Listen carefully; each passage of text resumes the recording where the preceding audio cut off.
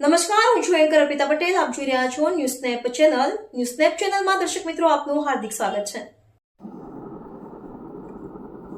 સમી તાલુકા પંચાયતમાં ભાજપના પ્રમુખ ઉપપ્રમુખની વરણી. પ્રમુખ પદે પશીબેન હેરમા અને ઉપપ્રમુખ પદે રૈયાબેન ચૌધરીની સર્વાનુમતે વરણી. સમી તાલુકા પંચાયતની ચૂંટણી મહત્વના હોદ્દાઓ પર મહિલાઓ રાજ, નારી શક્તિનો ડંકો.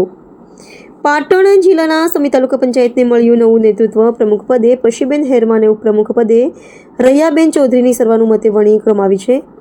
તાલુકા પંચાયતની કચેરી ખાતે જીત બાદ કાર્યક્રમોમાં ખુશીનો માહોલ જોવા હતો.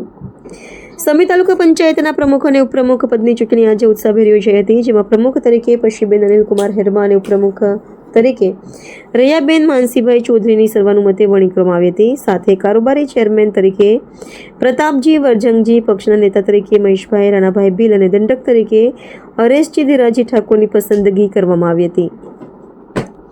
વરણી બાદ કાર્યકરોને સમર્થકો દ્વારા ફુલાર પહેરાવી અને પેંડા ખવડાવી વિજયોત્સવ મનાવવામાં આવ્યો હતો.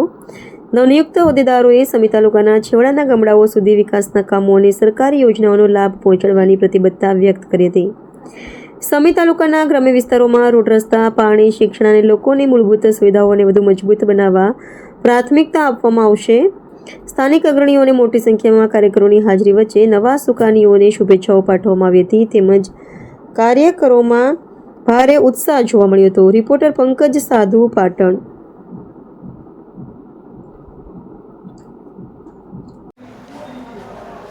આજે મારા ધર્મપત્ની ને ભારતીય જનતા પાર્ટીનું મેન્ડેટ આપ્યું છે, ત્યારે આમ તો અમે છેવાડા વિસ્તારમાંથી જ આવીએ છીએ અને સૌથી પહેલાં તો ભારતીય જનતા પાર્ટીના આપણા મંડળના પ્રમુખ અને મહામંત્રીશ્રીઓ અને આખું સંગઠન, જિલ્લાના પ્રમુખ મહામંત્રીઓ, આખું સંગઠન અને ગુજરાત પ્રદેશનું પ્રમુખ અને આખું સંગઠન અમારા ઉપર વિશ્વાસ મૂકી, મારા કરતાં મારા વિસ્તાર છેવાડાના વિસ્તાર ઉપર વિશ્વાસ મૂકી અને જ્યારે અમને મેન્ડેટ આપ્યું છે, ત્યારે અમે દરેક વ્યક્તિ સુધી સરકારની દરેક યોજના પહોંચે, નાના માણસને અહીંયા સુધી શક્ય હોય ત્યાં સુધી અમારાથી બનશે એટલા પ્રયત્ન કરશું. ધક્કો ન ખાવો પડે, ટેકનોલોજીનો વધારેમાં વધારે ઉપયોગ કરી અને છેવાડાના ગામ સુધી વિકાસની વાત પહોંચે અને એ સરસ રીતે આયોજનબદ્ધ દરેક કાર્યકર્તાઓ સાથે અમે સંગઠનને પણ મદદ કરી શકીએ, સંગઠનને પણ આગળ વધારી શકીએ અને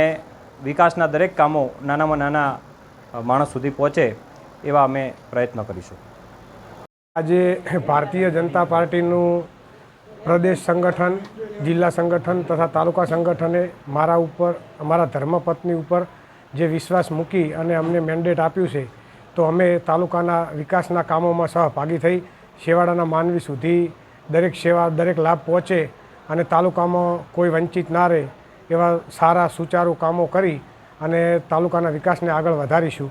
એ જ આજે બીજી ટર્મમાં મને ફરીથી ઉપપ્રમુખ મારા ધર્મપત્નીને બનાવ્યા છે, તો એ માટે અમે જઈ ટર્મમાં પણ બહુ સારા વિકાસના કામો કર્યા હતા. આ વખતે પણ બહુ વિકાસના સારા કામો કરીશું અને જનતાને સાથે લઈ અને ચાલીશું. બસ એ જ.